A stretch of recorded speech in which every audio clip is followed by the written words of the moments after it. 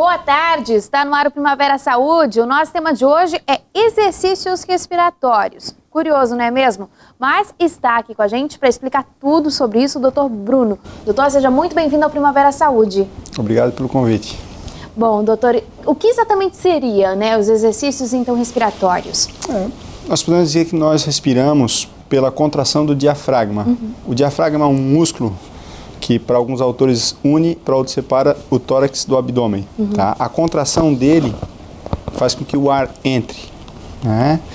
E muitas pessoas respiram de forma errada, né? Pela ansiedade, pelos problemas, elas acabam perdendo o que elas naturalmente sabiam. Uma criança respira naturalmente pelo nariz e solta pela boca, ou pelo nariz e solta pelo nariz. Por quê? Porque o nariz filtra, aquece e umidifica o ar. Da mesma forma que a postura, uma criança quando se abaixa para pegar alguma coisa, ela fica acocorada. Sim. E quando a gente cresce pela correria, a pessoa acaba tendo posturas erradas e às vezes sendo uma causa de hérnia de disco, por exemplo. Sim. Né? Os problemas respiratórios surgem lá na infância também. Então é aconselhado uma mãe e um pai levarem o seu filho com 2 anos e meio, 3 anos, no otorrinolaringologista. Ele é o profissional, tá, que vai avaliar a via aérea para ver se existe um pólipo nasal, né, que necessite de um tratamento cirúrgico ou, às vezes, só uma rinite. Esse início de infância, respirando adequadamente, a formação anatômica vai se dar normal também. Né? Outra coisa é o respirador bucal, anatomia da boca, procurar um dentista. Essa criança precisa tratar, né, uma má formação dos dentes, um encaixe dos dentes, tem um fechamento errado da boca, e isso faz com que ela respire errado também. Agora, no seu descrever, do que exatamente seriam os exercícios respiratórios, acabou citando que em algum momento a pessoa acaba respirando errado. Isso. Como que a gente pode identificar que está respirando errado? Queixas de garganta seca, boca seca, né? A pessoa que tem asma vai piorar se ela respirar pela boca, né? O ar vai entrar sujo, seco e frio, claro, entre aspas, mas vai entrar nessa condição e vai irritar mais o brônquio. O brônquio vai fechar mais, vai dar mais falta de ar, vai dar mais tosse, e é um efeito cada vez, vamos dizer, em bola de neve, tá? Então, a anatomia da boca, essa pessoa fica respirando pela boca, mau cheiro às vezes, porque respira pela boca, secreção, sintomas de rinite associado, essa pessoa pode ter também. Tá? Qual a importância, dos exercícios respiratórios, então, nesses casos, que você acabou citando? Doutor? Vamos pensar o seguinte, um adulto de 30 anos, tá, procurou otorrino e fez uma cirurgia para corrigir um desvio de septo importante, tá, uma amígdala hipertrófica que gerava obstrução. Né? Depois da cirurgia, se ele não for orientado a respirar pelo nariz, certo? Ele vai continuar sendo respirador bucal, porque ele está acostumado há anos a fazer isso. Sim. Né? Então, basicamente, a melhor posição para nós respirarmos e usarmos o diafragma é essa que a gente está. Né? Porque aqui eu estou com o abdômen relaxado, que é um músculo opositor ao diafragma. O abdômen faz uma tosse, né? A contração dele faz a tosse, a expiração forçada, a gente usa o abdômen. O diafragma, ele contrai, o ar entra. Ele relaxa, o ar sai. Então, os dois são opostos um do outro. Tá? Então, respirar lentamente pelo nariz, insuflar ao máximo os pulmões e soltar pela boca como se fosse assoprar uma vela é o ideal, nesta posição. Como é que eu sei que a pessoa respira corretamente? Porque ela bota os órgãos para fora, o abdômen cresce. Então, eu puxando o ar pelo nariz, ó, eu sei que está sendo usado o diafragma ou não. Tem pessoas que utilizam muito os músculos acessórios. Né? Numa crise de asma ou numa insuficiência respiratória que o paciente vai para a UTI, ele está usando o músculo acessório. O cidadão tem DPOC, fumou muito, tem enfisema e bronquite, ele acaba usando o músculo acessório. Esternocleidomastoide, escalenos. Por quê? Porque no caso da DPOC, o pulmão, tá, ele ficou rígido, ele expandiu, ele fica hiperinsuflado, vamos dizer assim, o diafragma fica achatado aqui embaixo, ele não consegue relaxar e voltar para uma posição normal. E nesse caso seria a respiração errada, quando acaba usando então os auxiliares, como você citou. O quadro pulmonar não vai ser mudado. Ele tem uma doença irreversível que é a DPOC, mas dá para otimizar o jeito que ele respira. Tá? Se ele continuar respirando pela boca, ele vai dormir pior, ele vai respirar pior. Por exemplo, se ele tem apneia obstrutiva do sono, à noite ele para de respirar e respira pela boca. Né? Além de ter DPOC, que ele já tem uma queda da saturação de oxigênio, porque o pulmão não absorve, certo? Ele vai parar de respirar enquanto dorme, cai mais ainda o nível de oxigênio. Sem falar do risco, né? Então a gente pode controlar a respiração quando acordados. Eu posso respirar rápido e posso respirar lento, tá? Isso eu estou mandando. Mas se eu não lembrar de respirar, né, vai ter uma ordem falando, respira. Porque nós temos receptores de oxigênio e de gás carbônico que controlam, através do centro respiratório, que fica na cabeça, esse nível de gás carbônico e de oxigênio. Então, no caso, por exemplo, da apneia obstrutiva do sono, enquanto a pessoa dorme, ela para de respirar, ela vai ter um despertar. Esse despertar é o que vai salvar a vida dela, porque ela vai voltar a respirar. Tá? Então, a gente precisa saber respirar bem acordados e ter a certeza que a gente respira bem enquanto dorme. Com certeza. Agora falando em questão de doenças, né? Que doenças podem acabar sendo tratadas através desses exercícios respiratórios, doutor? Vamos fazer o seguinte, o paciente fez uma cirurgia cardíaca, certo? Ele fez um corte no externo, o cirurgião abre o osso, tá? Ele bota aberto, faz o procedimento, faz a ponte safena, tá? E o que vai acontecer? No fechar, e isso vai gerar dor no pós-operatório. Ele mexeu numa estrutura de 50, 60 anos imóvel, de repente ele abre, faz uma cirurgia de 4, 5 horas e volta a fechar. A dor, eu sempre costumo dizer que é uma senhora bem idosa, que quando fala a gente tem que escutar ela. Mas às vezes é importante a gente falar com a dor. Tá? Então, é preferível o paciente respirar do jeito que a gente vai pedir, tá? Ter dor, tomar remédio e não complicar o pulmão, do que ele respirar do jeito que ele acha, que geralmente ele vai respirar superficialmente. Tá? Não vai ter dor, mas vai fazer uma atelectasia. O que seria uma atelectasia? É uma complicação, tá, pulmonar, onde o pulmão colaba, ele fecha, certo? Então precisa fazer exercício respiratório para esse pulmão abrir. Seria como se a gente pegasse uma esponja molhada, o pulmão, comprimisse ela, deixasse ela secar. Ela não vai voltar para o tamanho normal. Então a gente precisa abrir esse pulmão. Além dos exercícios respiratórios, existem outras formas associadas a exercício respiratório de expandir esse pulmão, tá? Que são aparelhos de ventilação não invasiva, aparelhos de sustentação máxima de inspiração, são aqueles que a pessoa fica puxando para insuflar os pulmões. Antigamente se davam luvas para o paciente insuflar, para encher essas luvas para fazer exercício. O problema é que ela não tem troca de pressão, tá? E não tem troca de pressão, não tem fluxo, isso não muda muito a história da doença. Tá? Então, o paciente tem DPOC, doença pulmonar obstrutiva crônica. É um paciente que tem grande falta de ar a médios e pequenos esforços. Então, ele tem que saber otimizar, usar a melhor forma de respirar para ter menos falta de ar. Então, a reabilitação pulmonar, o paciente vai fazer exercícios em esteira, bicicleta, com pesos, porque ele vai melhorar os músculos periféricos, porque o diafragma não dá para melhorar muito, ou quase nada, porque ele já está retificado por um pulmão duro, tá? Mas se ele souber usar melhor o jeito que ele respira, ele vai otimizar melhor a ventilação do pulmão. Tudo bem, doutor. Nós vamos para um intervalo bem rapidinho e voltamos já já.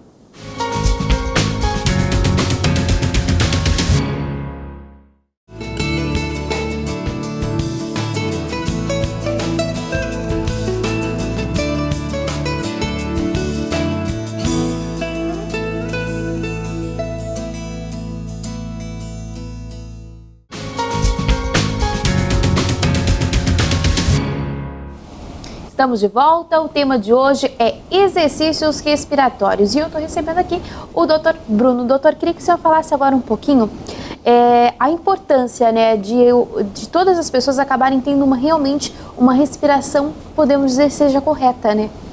Sim, o erro em respirar anormalmente, ou respirar pela boca, ou respirar pouco ar, que a pessoa às vezes tem que, o próprio estímulo cerebral fazer um soluço por ansiedade, né, pode trazer, deixar a pessoa um pouco mais, vamos dizer assim, ativamente prejudicada, ela não consegue fazer uma atividade física porque ela cansa, porque ela não sabe respirar.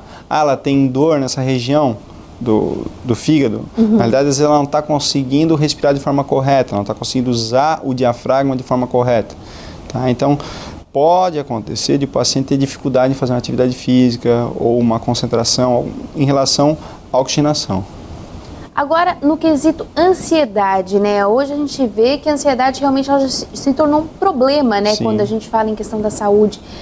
Nesse ponto, como trabalhar para tentar fazer um exercício respiratório que acabe auxiliando também, talvez, em um tratamento para essa ansiedade, né? A ansiedade, ela está dominando várias pessoas. Verdade. Porque às vezes ela quer comprar um carro e não consegue pagar, ela tem um problema financeiro, ela tem um problema com o filho na escola, né? E quem paga é o corpo, né? Então ela fica tensa, ela contrai músculos e não consegue expandir a caixa torácica também. Tá? Então a conscientização de uma boa respiração pode até ajudar ela a respirar, né? Procurar um profissional que oriente, mas simplesmente voltar ao passado e como é que ela respirava antes de todos esses problemas. Que basicamente é o que eu falei, respirar lentamente pelo nariz. Eu costumo dizer, cheirar uma flor e apagar uma vela. Né? Mas não precisa apagar a chama da vela, pode só dar uma mexidinha nela. Mas basicamente seria ventilar os pulmões lentamente e botar bastante ar dentro dos pulmões. Pelo nariz, porque filtra, aquece e umidifica o ar. Existem maneiras que podem auxiliar nesse caso, doutor, como a própria yoga? A yoga é um exercício milenar, né?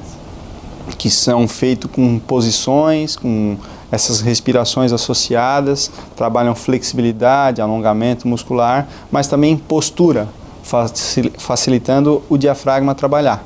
Né? O Pilates é um que trabalha também a parte de ventilação, né, a respiração, porém eles fazem uso da contração diafragmática com o abdômen contraído.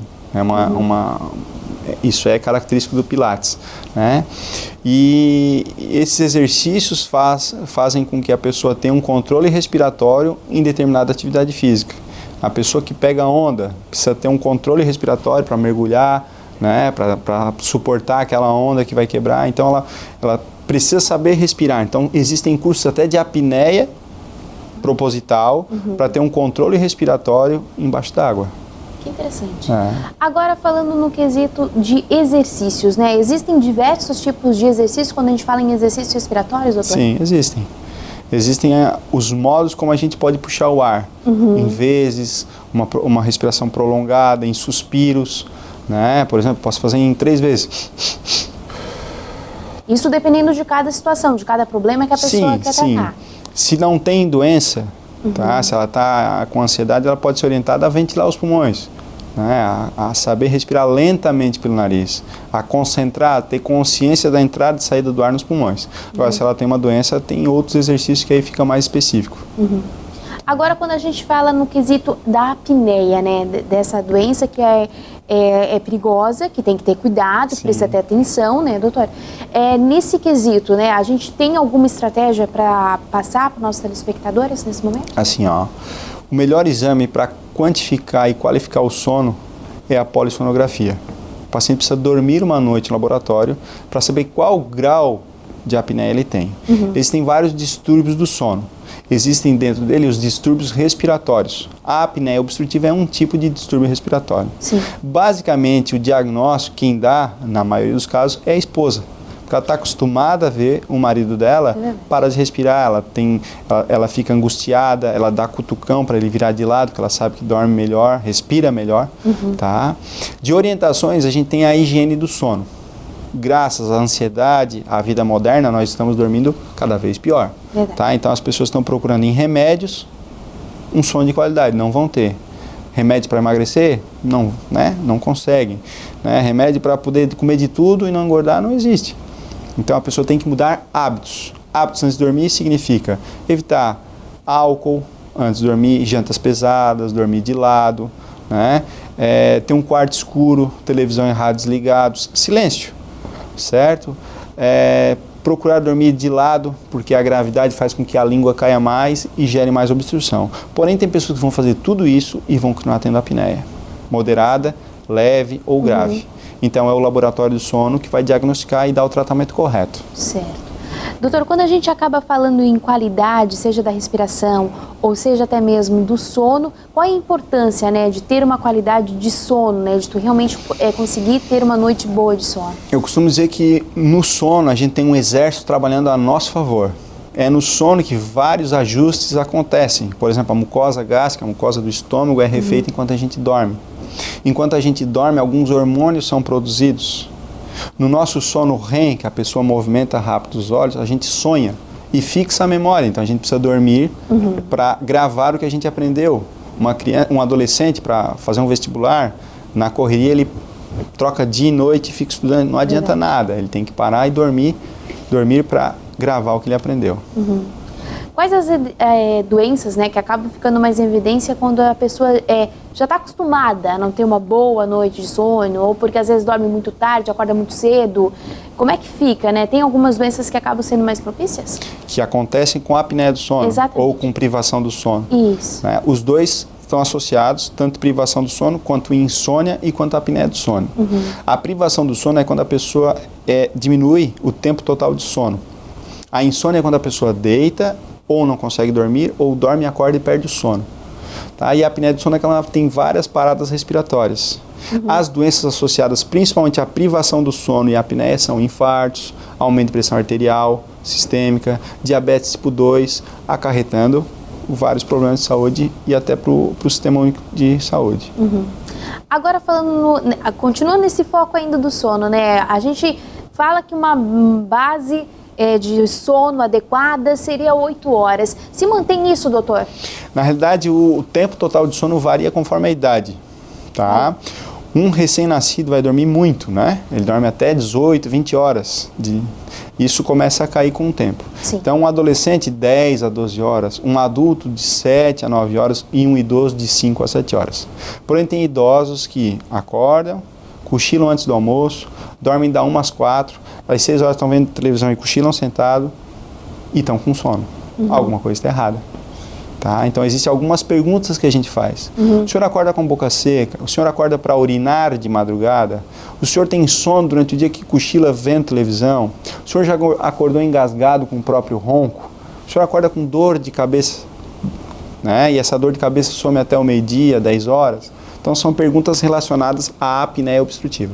Se ele for obeso, homem e acima de 40 anos, é um forte candidato à apneia do sono. A mulher em idade fértil, ela é protegida pela progesterona e pelo estrogênio. Então, são hormônios que mantêm a via aérea dela aberta.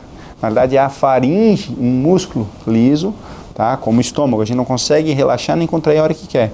Por algum motivo ele relaxa e por algum motivo ele abre. Tá? Que faz com que o ar não passe. E ela acaba tendo esses despertares, porém que fragmentam o sono REM. Às vezes a pessoa não tem uma porcentagem total desse tempo e acabam tendo consequências de noites de sono mal dormida por anos. Dormir demais pode ser um problema? Pode ser um problema também. Tá? O ideal é conforme a idade. Tem alguns trabalhos que falam em aumento de índice glicêmico também, risco de desenvolver infartos por dormir demais. Mas tem que ver o que é o dormir demais. Às vezes ele tem uma doença, e às vezes ele não tem nada, mas tem sonolência. Mas por que ele tem sonolência? Alguma coisa pode estar errada. Tudo bem. Tá? Nós vamos então para mais um intervalo e voltamos já já.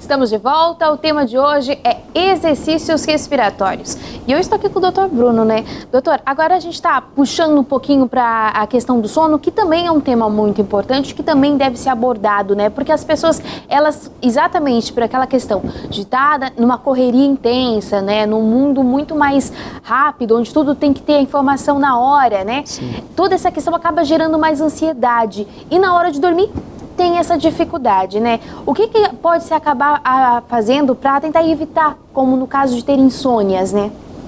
A insônia, ela pode ser um problema metabólico, tá? Mas pode ser uma das causas uma das consequências da ansiedade. Pega um bancário que trabalha com números, conta dos outros, valores, cobrança do gerente, né? Aquela encrenca toda. Chega em casa, se ele não fizer uma atividade física que ele canse o corpo, e o corpo dele fala assim, ó, preciso dormir, o cérebro dele vai ficar trabalhando, né? E o nosso cérebro trabalha também enquanto a gente dorme. Vamos dizer que ele meio que não para, só que ele tem funções talvez alteradas no período enquanto a gente dorme. Então ele precisa fazer o quê? Uma atividade que relaxe ele, a cabeça dele. Uma atividade física, ou a yoga, né? Tem alguns exercícios, algumas artimanhas que ele pode fazer que relaxe ele e consiga descansar e consiga entrar num sono. O que é uma boa noite de sono? Boa noite de sono é aquela que o cidadão tem sono, deita, em menos de meia hora dorme, quando vê de manhã cedo, está disposto física e mentalmente. E lembra de um sonho, aí tá 10, né? Agora, uma noite ruim de sono, ou a pessoa deita, rola, lê livro, vai no banheiro, toma uma água, né? Toma um banho de chuveiro, toma um copinho de leite morno e não consegue dormir, tá? Ou ela deita, apaga, acorda com boca seca, acorda para urinar, vai no banheiro urinar 3, 4 vezes, vai tomar água, come, volta a deitar, acorda com boca seca, acorda, aquela coisa toda. Quando vê de manhã cedo, está cansado, parece estar mais cansado de quando for dormir, tá? E quer dormir durante o dia. E tem dificuldade de atenção, de memória, é irritado, tem dor de cabeça, tá? A questão do horário, vamos dizer assim, adequado de se fazer exercício, né? Porque também, se acabar realizando o exercício em algum momento que não é o adequado, pode também acabar ficando muito ativo e não conseguindo dormir, né, doutor? O tempo de exercício antes de dormir, o ideal é recomendado de 4 a 6 horas. Nessa correria de vida moderna, né, o cidadão depende de ônibus, trabalha e estuda. Ele chega em casa às 11 horas, tem 1 hora para fazer atividade física. Ele pode fazer? Se ele chegar em casa, relaxar e dormir, pode. Agora, acontece que muitas vezes ele troca o treino, que o professor de educação física falou, e estimula muito o metabolismo dele, chega em casa e não dorme, vai dormir às 4 da manhã. Certo. Tá?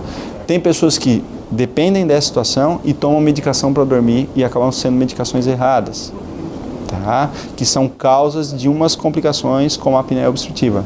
Né? Os benzodiazepínicos, os Zepams da vida podem relaxar a faringe. Então, existem remédios indutor do sono, porém, que não levam à apneia, por exemplo. Mas também existem orientações que são modificáveis que essa pessoa pode fazer. E como que a fisioterapia, né, pode acabar colaborando, então, né, nessa questão do sono, seja da insônia ou seja da apneia? Existem algum tipo de exercício, doutor? Na realidade, nós trabalhamos com a orientação da higiene do sono, aqueles hábitos, e a gente faz com que o paciente se adapte a uma máscara de pressão positiva que se chama CPAP. CPAP é um compressor de ar, o oposto de um aspirador de pó. O aspirador suga, o CPAP empurra ar na faringe. Através de uma máscara nasal, oronasal, ou o que a gente chama de almofada nasal, ele pressuriza a via aérea e mantém ela aberta, a faringe. Certo. Tá? O CPAP tem indicação para quem tem apneia moderada, a grave, com queda no nível de oxigênio lá na polissonografia, que é o exame que vai dar as coordenadas. Né? A apneia pode ser tratada com aparelho intraoral, que o dentista faz um aparelho para fazer um avanço anterior da mandíbula. A língua que está na base dela vai trazer a língua para frente e vai abrir esse espaço também. Sim. Tá? Uma frase bem importante: quem ronca não necessariamente tem apneia.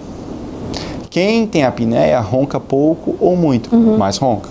Então, aquele paciente que só ronca, talvez ele tenha uma obstrução nasal, um pólipo, tem um baita de um desvio de septo. Agora, quem tem apneia e ronca, a cirurgia do pólipo, a retirada desse pólipo, um corneto, isso vai desobstruir, mas não vai abrir a faringe, certo? Então, ela vai precisar do aparelho intraoral ou do CPAP e a higiene do sono. Tanto o aparelho intraoral quanto o CPAP vão garantir que o paciente não tenha despertares por apneia. Certo? Mas se ele fizer uma janta volumosa, carne, gordura, bebida alcoólica, muito tarde, ele não vai dormir também. Né? Se está uma noite fria e cai a coberta, é uma causa de despertar por frio. Sim. Então são detalhes que às vezes passam e causam despertares. O soneca do celular, que a pessoa bota 5 minutos, aquilo ali já tem alguns estudos comprovando hipertensão. Olha Cada só. despertar que a gente tem a gente libera cortisol. O normal é a gente liberar o cortisol entre 6 e 9 horas da manhã. Tanto que até a atividade física não é tão recomendada fazer de manhã cedo, principalmente em quem tem doença cardiovascular, tá? Então, o que acontece? Quando a pessoa tem apneia, ela tem despertares para a pessoa voltar a respirar. Só que ela tem 60, 80 despertares numa noite. Isso libera cortisol várias vezes. Às vezes a pessoa toma medicação para pressão e ela continua hipertensa. Só para vocês terem noção, 80% das pessoas que tomam medicação, tá, e continuam com a pressão acima de 13/9, tem apneia do sono. Nossa. Então o paciente às vezes toma 3 antihipertensivos, um deles sendo diurético. E a pressão dele é 16/10 no repouso, 160% no repouso. Tá? Aí ele vai trata a apneia e começa a acordar tonto. O que é isso? Agora tem excesso de remédio, dá para tirar um remédio. Acontece frequentemente. Tá? Mas quem que vai tirar o remédio? O cardiologista dele. Sim. Ele pode tirar por conta? Não. Porque ele já é um doente grave, já teve história de doença cardíaca, já fez infarto, já fez angioplastia, já fez cirurgia cardíaca, já tem marca-passo. Porém, é importante nós fazermos 4 coisas ou orientarmos 4 coisas para o paciente, além da medicação que ele está tomando. Sono, alimentação, atividade física e emocional. Se emocionalmente eu não estou bem, eu não durmo bem, eu não como bem, eu não faço atividade física. Não adianta eu querer fazer atividade física se eu como errado, se eu durmo mal. Certo? Então, esses 3, sono, alimentação e atividade física, andam um do lado do outro. Porém, dependendo do que o paciente faz, tem que ser tratado um primeiro ou outro. Se ele tem apneia do sono, não adianta ele ir para a academia. Ele tem um carro usado, com coração, um motor que funciona, mas a gasolina dele é adulterada durante 1/3 da viagem. Ficou claro? Daí não tem como, Não tem como. Agora, se ele tem a gasolina, o combustível funciona, ele respira bem, mas ele come errado, não vai dar para fazer exercício também. Não adianta comer uma fatia de pão ou comer uma costela e querer correr. Os dois estão errados. Então, ele tem que procurar um bom nutricionista, né, para orientar o que ele tem que comer. A atividade física, fundamental, supervisionada. Né? Então, dependendo do que o paciente tem, ele tem que ser visto esses 4 fatores. Aí vai tomar remédio.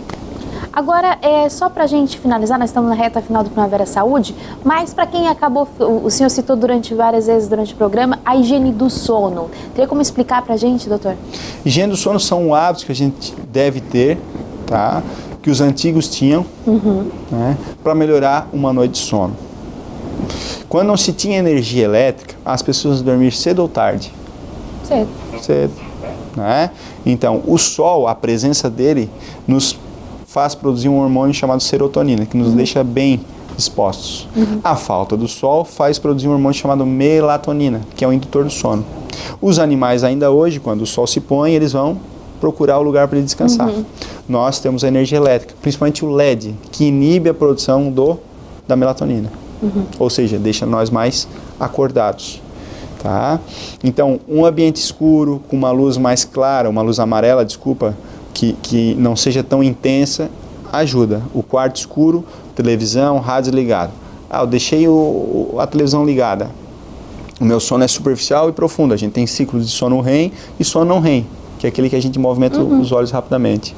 Tá? Superficializou o sono, a televisão me acorda. Eu tive um despertar. Evitar líquidos em grande quantidade 2 horas antes de dormir. Isso é suco, água, fruta, tudo vai virar urina. Se eu pegar uma melancia, né, eu vou acordar a noite inteira. É verdade. Certo? Bebida alcoólica de 4 a 6 horas. Chá verde, chá preto, chimarrão, bebidas Coca-Cola que contenham cafeína, deve ser evitado de 4 a 6 horas. Quem tem apneia do sono, tá, pode tomar uma garrafa de café que vai dormir igual, porque está exausto. A partir do momento que trata, uma xícara de café pode ser uma causa de disposição, de não conseguir relaxar. Tá? Dormir de lado, como eu falei anteriormente, né, ajuda a não ter o efeito da gravidade sobre a língua cair. Tem pessoas que só têm apneia posicional, dormem de barriga para cima, roncam e param de respirar, viram de lado, não tem mais. Para isso existem, dá para fazer em casa, mas existem pijamas que tem tipo uma bolinha de tênis. A pessoa fica de barriga para cima, incomoda, ela vira de lado. Né? Tem circulado muito na internet uma queixeira, faixa anti-ronco. Tem pessoas que roncam de boca aberta e tem pessoas que roncam de boca fechada. O tratamento correto é procurar um laboratório de sono fazer a polissonografia e ver se o aparelho intraoral ou a apneia ou a higiene do sono vão resolver. Não adianta botar a faixa. Não adianta botar a faixa, tá? Janta 4 a 6 horas antes de dormir, tá? Tem pessoas que estão acostumadas a jantar 10, 11 horas. Vão dormir mal todos os dias, salvo exceções, tá?